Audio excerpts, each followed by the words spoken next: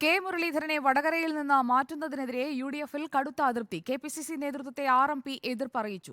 വാശിയേറിയ പോരാട്ടത്തിൽ കരുത്തനെ നഷ്ടപ്പെട്ടതിൽ മുസ്ലിം ലീഗ് പ്രാദേശിക ഘടകവും അസംതൃപ്തരാണ്.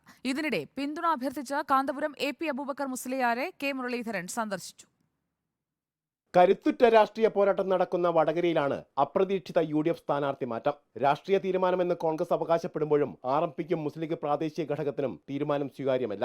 ആർ.എം.പി കെ.പി.സി.സി നേതൃത്വത്തെ അതൃപ്തി അറിയിച്ചു. തെരഞ്ഞെടുപ്പ് പ്രചാരണ രംഗത്തുള്ള ഒരാളെ മാറ്റുന്നത് തെറ്റായ സന്ദേശം നൽകുകയും വിപരീത ഫലം ചെയ്യുമെന്നും ആർ.എം.പി. എന്നാൽ തീരുമാനത്തെ പരസ്യമായി എതിർക്കില്ല. അതൃപ്തി നമുക്കറിയാം, അത് തീരുമാനിക്കേണ്ട പാർട്ടിയല്ലേ, കോൺഗ്രസ് ആണല്ലോ. തീരുമാനമായില്ല, മാറി മറിയും എന്നുള്ളത് പലപ്പോഴും. പക്ഷെ ഇന്നലെ എന്ന് വെച്ചാൽ പുതിയ രാഷ്ട്രീയ സാഹചര്യം വന്നല്ലോ.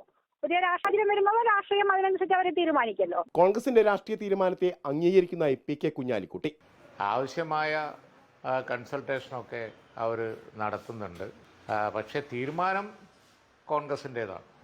അതുകൊണ്ട് തന്നെ മാറി വരുന്ന രാഷ്ട്രീയ അവസ്ഥയിൽ അവരെടുക്കുന്ന സുചിന്തിതമായ തീരുമാനങ്ങൾ നല്ലതിനായിരിക്കും എന്ന് വിചാരിച്ച് ഞങ്ങൾ അതിനെ സപ്പോർട്ട് ചെയ്യും. പുറത്തേക്ക് എതിർപ്പ് അറിയിക്കുന്നില്ലെങ്കിലും മൂന്നാം സീറ്റിൽ മുസ്ലിം ലീഗ് വിട്ടുവീഴ്ച ചെയ്തത് കെ മുരളീധരൻ സാമുദായിക സ്വീകാര്യതയുള്ള നേതാവ് എന്നുള്ള നിലയിലാണ്. അതേസമയം പിന്തുണ അഭ്യർത്ഥിച്ച് കാന്തപുരം എ.പി. അബൂബക്കർ മുസ്ലിയാരെ കെ മുരളീധരൻ സന്ദർശിച്ചു. തൃശൂരിൽ സാമുദായിക വോട്ടുകൾ നിർണായകമാണ്. ഈ സാഹചര്യത്തിലാണ് തൃശൂരിൽ എത്തുന്നതിന് മുമ്പ് തന്നെ വോട്ടുറപ്പിക്കാനുള്ള മുരളീധരന്റെ നീക്കം. കരുത്തിനെ ഇറക്കി കരുത്തുറ്റ പോരാട്ടത്തിന് ഇറങ്ങുമ്പോഴാണ് സ്ഥാനാർത്ഥി മാറിയെത്തുന്നത്.